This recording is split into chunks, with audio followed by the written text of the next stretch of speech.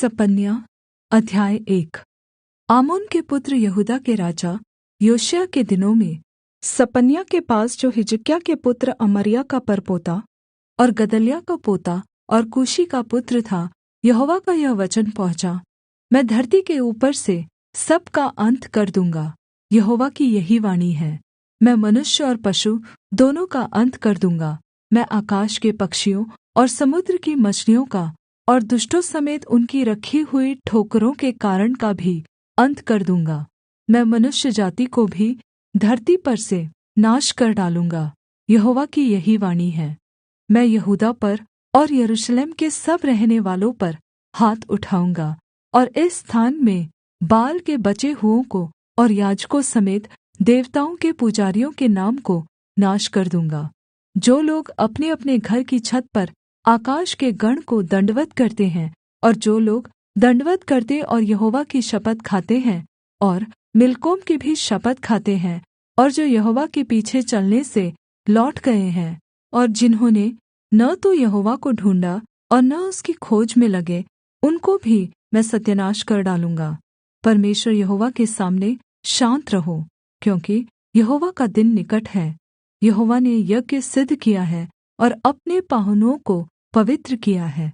और यहोवा के यज्ञ के दिन मैं हाकिमों और राजकुमारों को और जितने परदेश के वस्त्र पहना करते हैं, उनको भी दण्ड दूँगा। उस दिन मैं उन सभी को दण्ड दूँगा जो डेवढ़ी को लाँघते और अपने स्वामी के घर को उपद्रव और छल से भर देते हैं। यहोवा की यह वाणी है। उस दिन मछली फाटक के पास चिल्लाहट का और नये टोले मिश्नाह में हाहाकार का और टीलों पर बड़े धमाके का शब्द होगा। हे मक्तेश के रहनेवालों, हाय हाय करो, क्योंकि सब व्यापारी मिट गए। जितने चाँदी से लदे थे, उन सब का नाश हो गया है।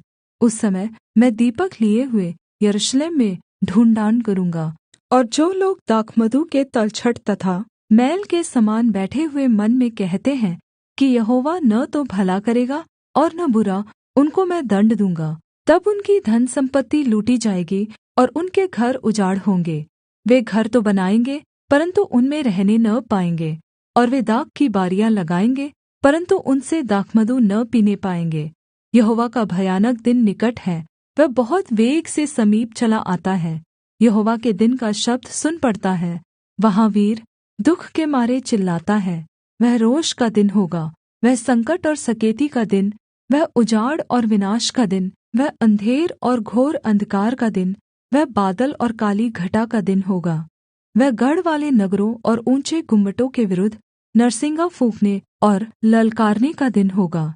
मैं मनुष्यों को संकट में डालूँगा, और वे अंधों के समान चलेंगे, क्योंकि उन्होंने यहोवा के विरुद्ध पाप किया है। उनका लहू धूलि के समान और उनका माँस विष्ठा के समान फेंक दिया जाएगा। यहोवा के रोष के दिन में न तो चाँदी से उनका बचाव होगा और न सोने से, क्योंकि उसके जलन की आग से सारी पृथ्वी भस्म हो जाएगी। वह पृथ्वी के सारे रहने वालों को घबराकर उनका अन्त कर डालेगा।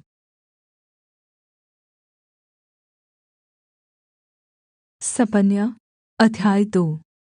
हे निर्लज्ज जाति के लोगों, इकट्ठे हो, इससे पहले कि दण्ड की आज्ञा पूरी हो और बचाव का दिन भूसी के समान निकले, और यहोवा का भड़कता हुआ क्रोध तुम पर आ पड़े, और यहोवा के क्रोध का दिन तुम पर आए, तुम इकट्ठे हो।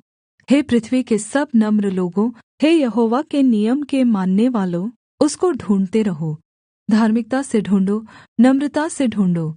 संभव है तुम यहोवा के क्रोध के दिन में शरण पाओ, क्योंकि गाज़ा तो निर्जन और अश्कलोन उजाड़ हो जाएगा। अश्दोद के निवासी दिन दोपहरी निकाल दिए जाएंगे, और एक्रोन उखाड़ा जाएगा। समुद्र तट के रहने वालों पर हाय, करेती जाति पर हाय। हे कनान, हे पलिश्तियों के देश, यहोवा का वचन तेरे विरुद्ध है, और मैं तुझको ऐसा नाश करूँगा कि तुझ में कोई न बचेगा। और उसी समुद्र तट पर चरवाहों के घर होंगे, और भेड़शालाओं समेत चराई ही चराई होगी, अर्थात् वही समुद्र तट यहूदा के घराने के बचे हुओं को मिलेगा। वे उस पर चराएँगे। वे अश्कलोन के छोड़े हुए घरों में साँझ को लेटेंगे, क्योंकि उनका परमेश्वर यहोवा उनकी सुधि लेकर उनकी समृद्धि को लौटा ले जाएगा। मोआब ने जो मेरी प्रजा की नामधराई और अम्मोनियों ने जो उसकी निन्दा करके उसके देश की सीमा पर चढ़ाई की, वह मेरे कानों तक पहुँची है। इस कारण इस्राएल के परमेश्वर सेनाओं के यहोवा की यही वाणी है, मेरे जीवन की शपथ, निश्चय मोआब सदोम के समान और अम्मोनी गमोरा के समान बिच्छू पेड़ों के स्थान और नमक की खानियाँ हो जाएँगे और सदैव उजड़े रहेंगे। मेरी प्रजा के बचे हुए उनको लूटेंगे और मेरी जाति के शेष लोग उनको अपने भाग में पाएँगे। यह उनके गर्व का बदला होगा, क्योंकि उन्होंने सेनाओं के यहोवा की प्रजा की नामधराई की और उस पर बड़ाई मारी है। यहोवा उनको डरावना दिखाई देगा, वह पृथ्वी भर के देवताओं को भूखा मार डालेगा और जाति-जाति के सब द्वीपों के निवासी अपने-अपने स्थान से उसको दण्डवत् करेंगे। हे कुशियों, तुम भी मेरी तलवार से मारे जाओगे। वह अपना हाथ उत्तर दिशा की ओर बढ़ाकर अश्शूर को नाश करेगा और नीनवे को उजाड़ कर जंगल के समान निर्जल कर देगा। उसके बीच में सब जाति के वन पशु झुण्ड के झुण्ड बैठेंगे। उसके खम्भों की कंगनियों पर धनेश और साही दोनों रात को बसेरा करेंगे और उसकी खिड़कियों में बोला करेंगे।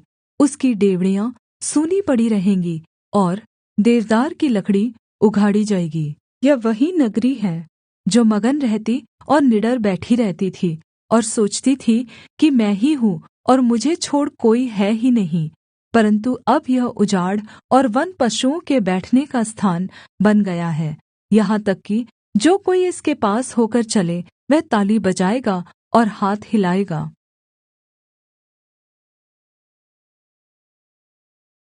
सपन्या अध्याय 3। यरूशलेम का पाप और उसका छुटकारा। हाय बलवा करने वाली और अशुद्ध और अंधेर से भरी हुई नगरी, उसने मेरी नहीं सुनी, उसने ताड़ना से भी नहीं माना, उसने यहोवा पर भरोसा नहीं रखा, वह अपने परमेश्वर के समीप नहीं आई। उसके हाकिम गरजने वाले सिंह ठहरे, उसके न्यायी साँझ को आहेर करने वाले भेड़िए हैं, जो सवेरे के लिए कुछ नहीं छोड़ते। उसके भविष्यद्वक्ता व्यर्थ बकने वाले और विश्वासघाती हैं। उसके याजकों ने पवित्र स्थान को अशुद्ध किया और व्यवस्था में खींचखांच की है। यहोवा जो उसके बीच में है वह धर्मी है, वह कुटिलता न करेगा। वह अपना न्याय प्रति भोर प्रकट करता है और चूकता नहीं, परन्तु कुटिल जन को लज्जा आती ही नहीं। मैंने अन्य जातियों को यहाँ तक नाश किया कि उनके कोने वाले गुम्मट उजड़ गए। मैंने उनकी सड़कों को यहाँ तक सुनी किया कि कोई उन पर नहीं चलता। उनके नगर यहाँ तक नाश हुए कि उनमें कोई मनुष्य वरन् कोई भी प्राणी नहीं रहा। मैंने कहा, अब तू मेरा भय मानेगी और मेरी ताड़ना अंगीकार करेगी, जिससे उसका निवासस्थान उस सब के अनुसार जो मैंने ठहराया था नष्ट न हो। परन्तु वे सब प्रकार के बुरे-बुरे काम यत्न से करने लगे। इस कारण यहोवा की यह वाणी है, जब तक मैं नाश करने को न उठूँ, तब तक तुम मेरी बाट जोहते रहो। मैंने यह ठाना है कि जाति-जाति के और राज्य-राज्य के लोगों को मैं इकट्ठा करूँ, कि उन पर अपने क्रोध की आग पूरी रीति से भड़काऊँ, क्योंकि सारी पृथ्वी मेरी जलन की आग से भस्म हो जाएगी। उस समय मैं देश-देश के लोगों से एक नई और शुद्ध भाषा बुलवाऊँगा कि वे सब के सब यहोवा से प्रार्थना करें और एक मन से कंधा मिलाए हुए उसकी सेवा करें। कूश के नदी के पार से मुझसे विनती करने वाले, यहाँ तक कि मेरी तितर-बितर की हुई प्रजा मेरे पास भेंट लेकर आएँगी।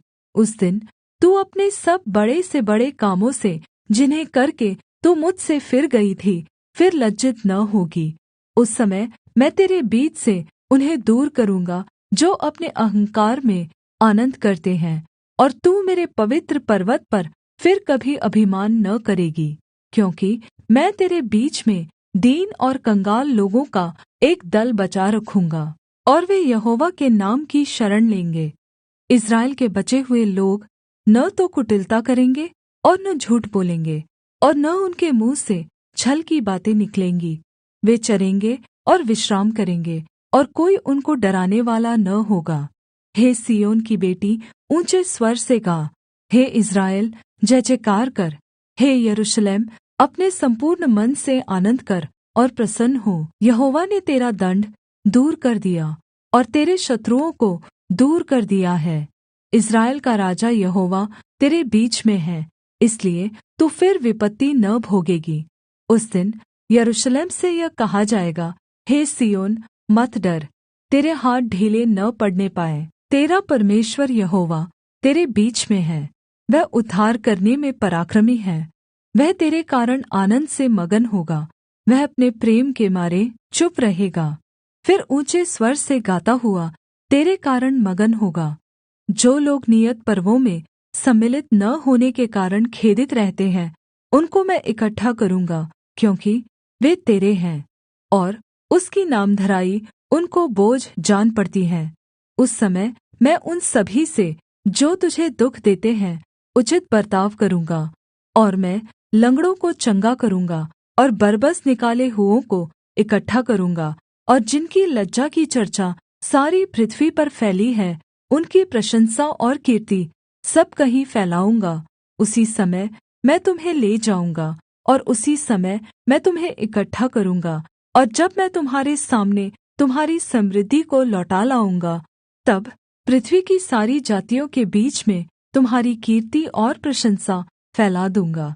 यहोवा का यही वचन है।